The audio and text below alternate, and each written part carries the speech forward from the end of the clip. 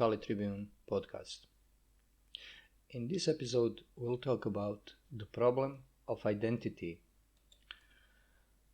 Contrary to what somebody may assume, we won't talk about identity in this or that form, if only to give an illustration.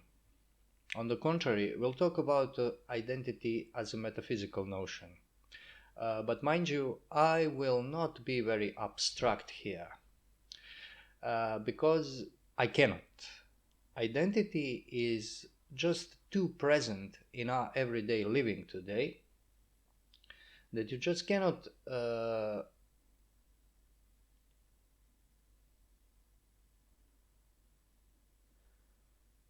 out of the bed lift the problem to metaphysical level, which means talk about identity as a principle. No. One could argue that all politics today, when we think about politics in a sense that it's not just practical politics, but it has some kind of theory behind it, theory in the sense that there is some kind of understanding of what is a purpose of communal social living and so on and so forth, is based on identity politics. Paradoxically enough, we are to believe that this is not the case, that contrary is the case, but a reality is pretty much obvious. Namely, problems of identity today are main theoretical political problems. Theoretical in the sense that those are problems on the level of principles, and then just afterwards they translate in practical politics. We'll take few examples, but before that, let's explain what I mean by identity as a metaphysical principle. I mean identity as one in many, because the method of metaphysics is to see the one in many and many in one, that to unite and to differentiate simultaneously. Now, why is this important? Because, as I said, identity is ever present as a problem, but rarely do I see that somebody tries to see these many identity politics problem as being rooted in one single problem, that is to say, the question of identity itself. For example, all those people, moreover, all those nations and even supranational institutions that are constantly talking about racial identity for once, as racial identity not really being quote unquote important, and then pushing it down the public's throats, communal, some kind of communal throat, sorry for crude expression. They are obviously taking identity to be the main thing in human life in general, and that politics has to deal with it. On the other hand, and even more pronouncedly, those who are talking about and pushing various gender and or sexual identities up to the point where identities of one person become multiplied, as somebody can use different pronouns for oneself, not being he, she, but being they, and so on and so forth, is blatantly, I say blatantly, doing the identity politics. But as I said, I rarely do hear that somebody sees the common thread in all of this. And this is something that fascinates me, because people who are rebelling with full right against this completely lose their way from the inception, because they tend to take each and every identity problem, or better to say politics that creates identity problems, as an isolated case. So let's give a few examples.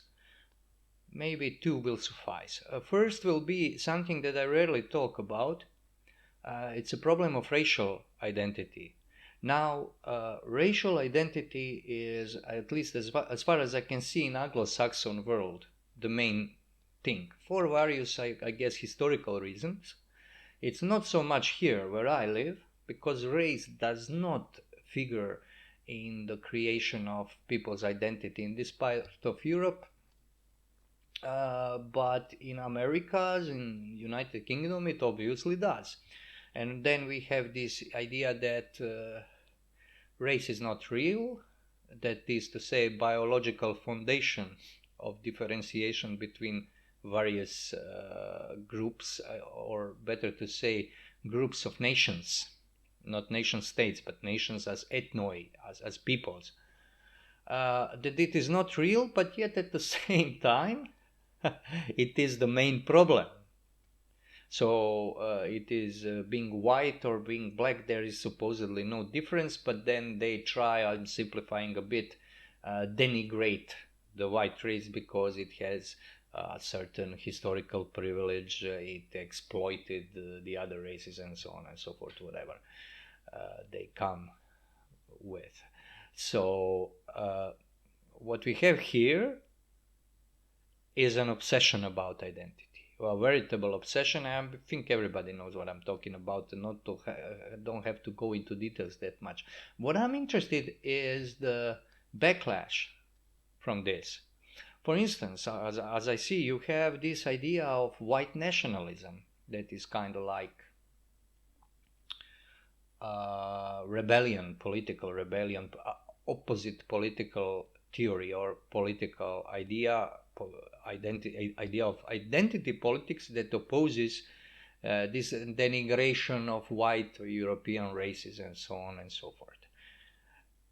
And this is the blatant example of reductionism, because race, of course, is real, and it's ridiculous and completely anti-reality, willful blindness, I would even say, to say that race is not real. But on the other hand, to reduce nationhood or ethnic identity with everything that comes with it to race is also something that is, for me at least, unheard of in the part of the world where I live. Nobody would claim something like this, although nowadays, as everybody speaks English, everybody is on internet, people tend to, in these small countries in Eastern Europe, or even bigger countries, or middle Europa, Central Europe, people don't like reality. Nobody likes reality. I mean, when it's reality of problems. So they tend to put aside the real issues with historical roots that are here and now where we live, and import these American culture wars, for instance, or wars, ideological wars in the societies that are culturally and historically formed on completely different principles. And then they introduce these problematics even with the jargon of American or English debates in countries where those debates and issues don't have any historical roots. And this is also one of the this is completely in tune with the subject of our podcast, but I won't go into long digressions about this. But this only goes to show that even here, where identities are pretty deeply rooted, whether people like it or not, there is opportunity to be superficial, in that sense that you can transform your own historical identity to model it upon, for instance, American identity, simply by co-opting the language of American culture wars in your own country. And what is paradoxical and ridiculous about this is because most of those people premise their political convictions upon hatred towards America and Anglo-Saxon world, because this kind of right, let's say what they call dissident right in US, is to a large extent, not everybody, but to a large extent American anti-American. And this is possible only in a country that is in fact, let's say, a world-spanning dominant power, because only then you can have an illusion that you can isolate yourself from the outside world and other nations and other cultures and so on, because you have a deeply ingrained sense that you are the only one. And this is something that happens with these American British rightists, and by extrapolation to those who are living in Eastern Europe, which is quite ridiculous. But that's an issue in itself. So this comes from the problem of identity. The other identity problem is a problem of sexuality, which is far more acute and which has deeper roots, which is far more dangerous, because and that's why I'm talking about it far more.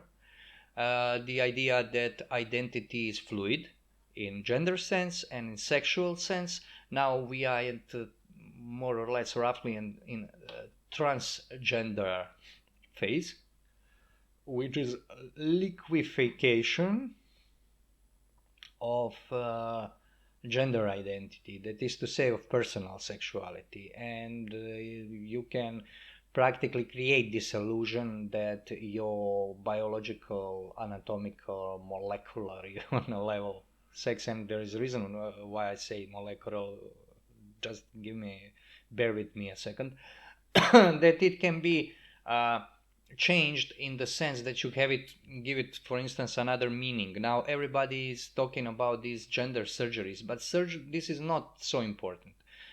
You can change gender by changing your legal definition of your personhood, and this is possible in most countries. Unfortunately, even in Croatia, it's a long story how that came to pass in Croatia. It was added in the laws and regulations by subterfuge by some gender activists. It's incredibly interesting story, but I won't go into it because it would be too much of digression. Maybe there will be opportunity once to talk about it, because it considers everybody. It's very interesting how they pull that off and shoot themselves in the foot, by the way. However, this LGBTIQ identity politics does not stop on gender. The next is intersex, letter I in the acronym LGBTIQ, where sex is identified with biology, but in isolated sense. Sexuality is isolated biological identity. When you have, and this is the real pickle. This is where it gets interesting, because the critics of transgender, who nevertheless want to stay in the LGBTIQ universe, and those are political lesbians, feminists, and so on and so forth, and their friends, they want to jettison gender, because through gender somebody can come and say that sex is a social construct. But trouble is that if you isolate sexuality in biology, and only in biology, in the zoo, what puts men in the zoo, in fact, because men's human sexuality is not pure biology. When you reduce identity, very similarly as when somebody reduces the ethnic identity to race, what you get is a fluid and not concrete phenomena. Because what we call male and female is something that comes to pass. It's not something that is cast in stone at the inception, in a very first phase. It's something that gets modeled according to a principle. And this principle is not biological. What I mean by this is that you have intersex people, a very small minority of people who have some features of opposite sex.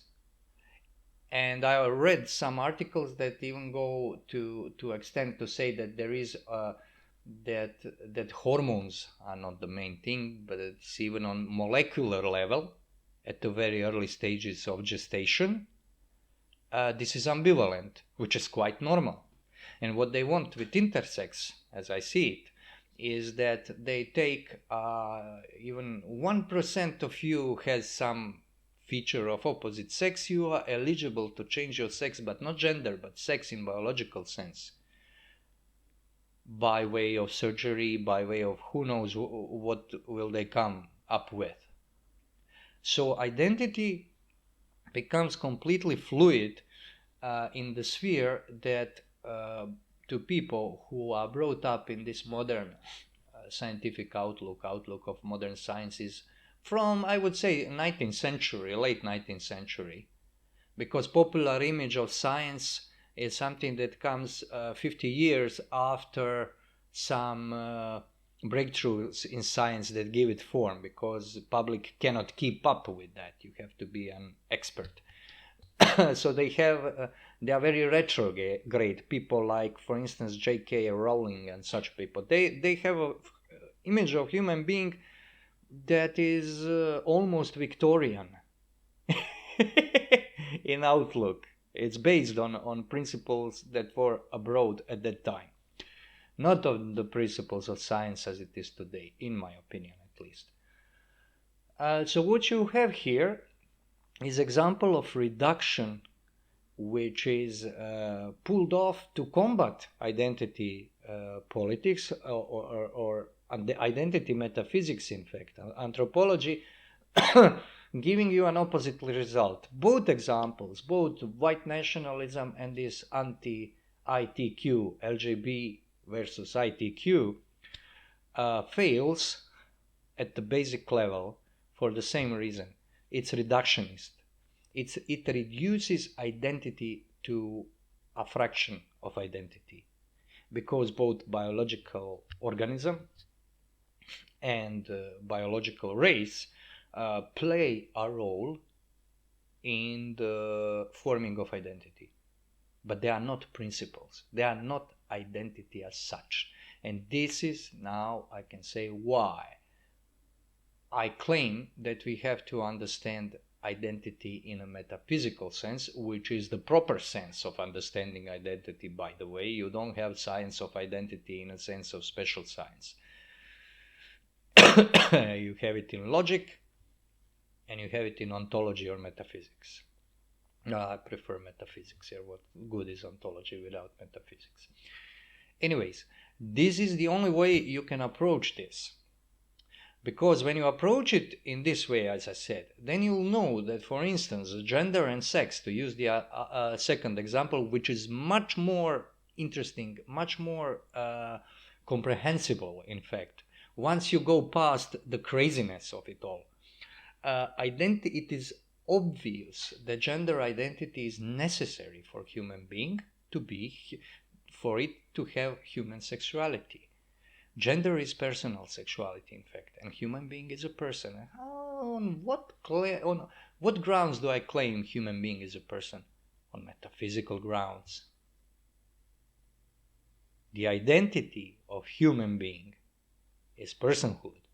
That is to say, the subsistence being. Human is subsistence being, rational subsistence substance that has some of these features that are not present, for instance, in animals. One of those features is the free will, for example.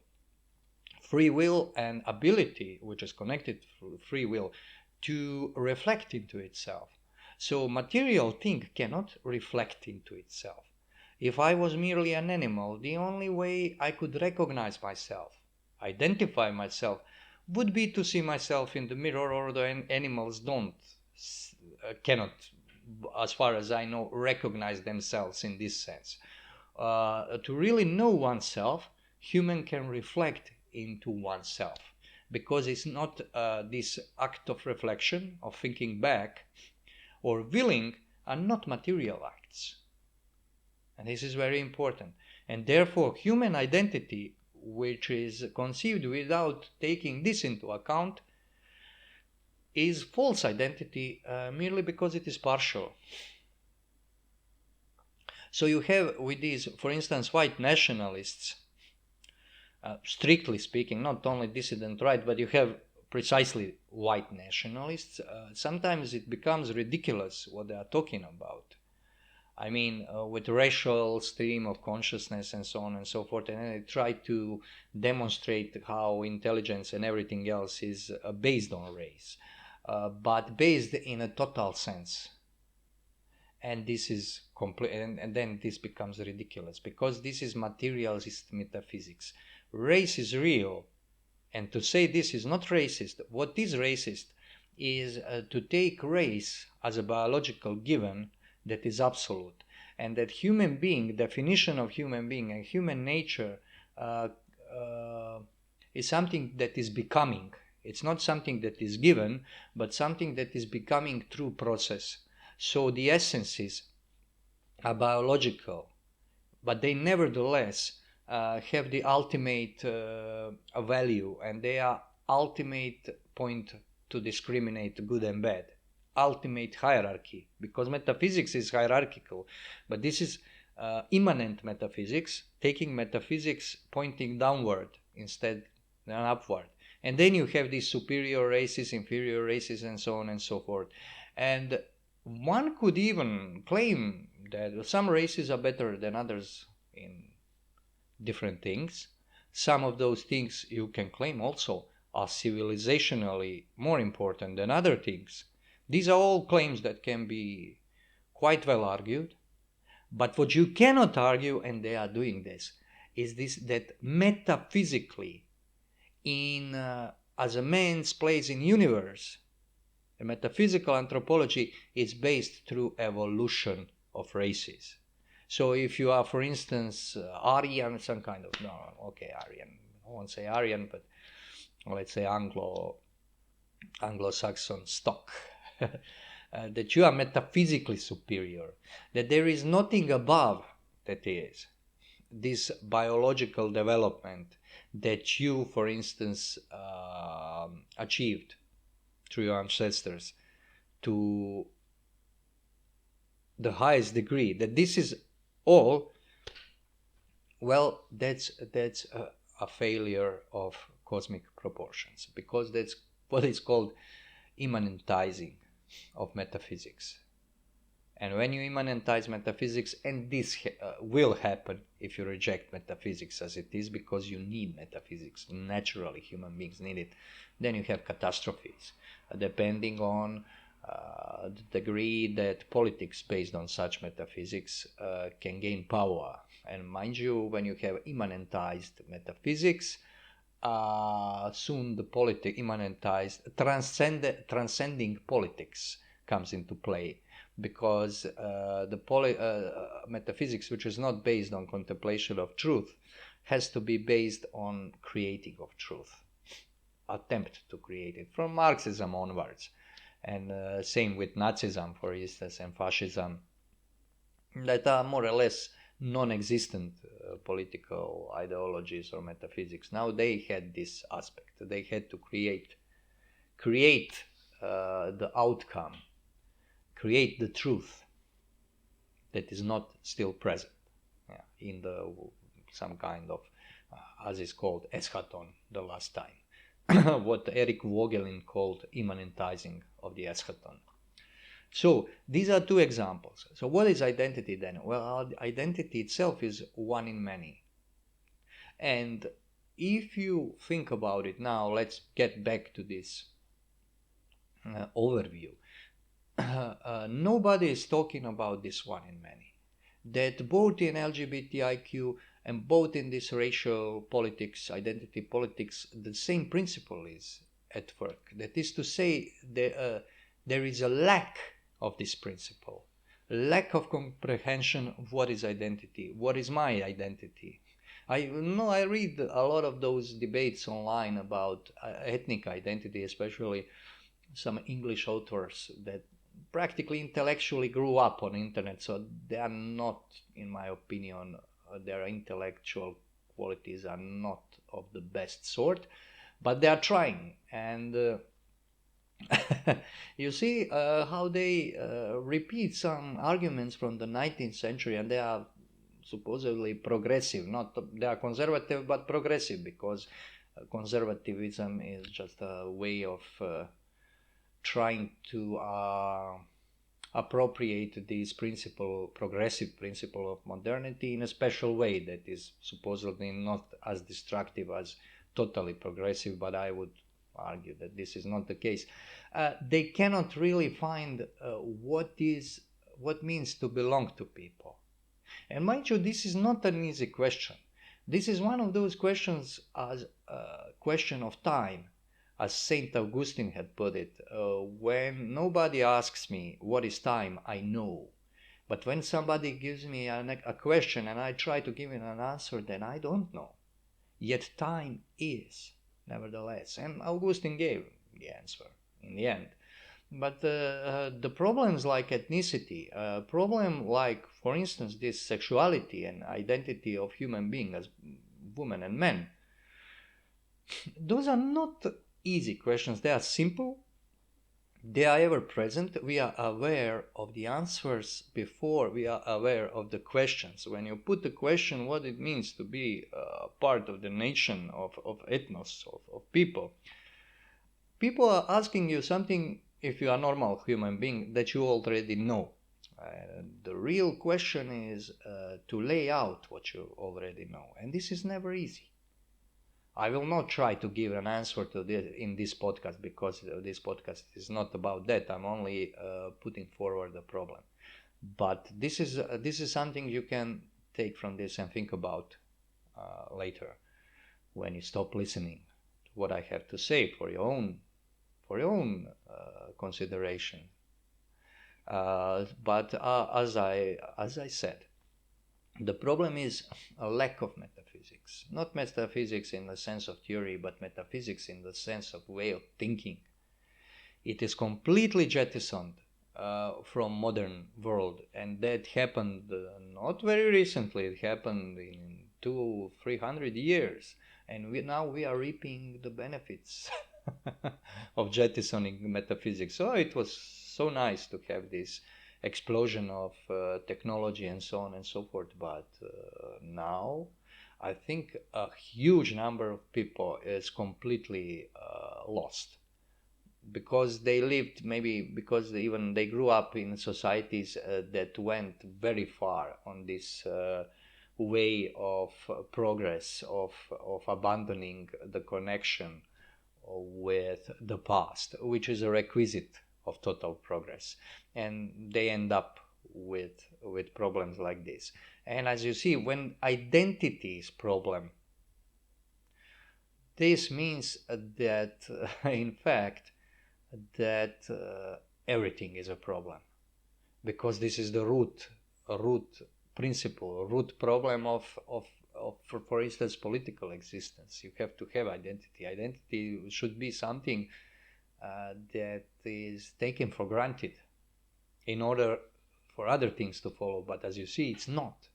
And the progress, arrow of progress, points in the direction of complete dissolution of identities. In my opinion, the best thing to look at is LGBTIQ, because there it is completely pronounced, and moreover this is destruction of identity as such in a metaphysical sense. So it's not the erosion, for instance, of Croat identity, which is also happening, because this is what supranational institutions and some nations are trying to do. And this is the not in the sense of conspiracies, but in the sense that we as a race, a human race, are human beings, are kind of directed in this, put on this path some times ago, and one has to stop and turn back, and not everybody is ready to do that.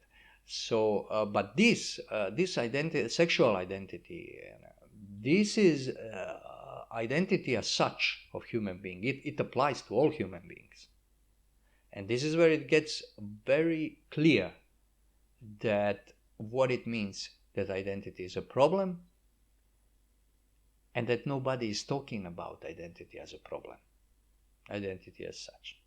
And that would be all for now. Let's say I think I gave you some occasions for thought. This is Branko Malić of Kali Tribune, signing out.